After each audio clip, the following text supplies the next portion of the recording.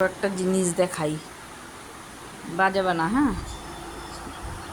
একটা জিনিস দেখাই, এই যে সোফা আমার খালি পড়ে, দেখবা আমার মিষ্টি রানী কোথায় শুয়েছে। এইটুকি, এই যে মিষ্টি রানী, মুখটা তোলো, দেখাও মুখটা দেখাও।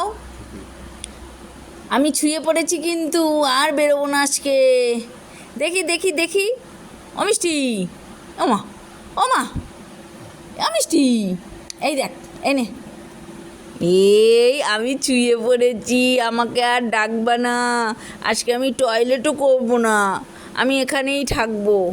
এই যে, এই শুতে শুতে শুতে আস্তে আস্তে ওইখানে চলে যাবে, ওই জায়গায়।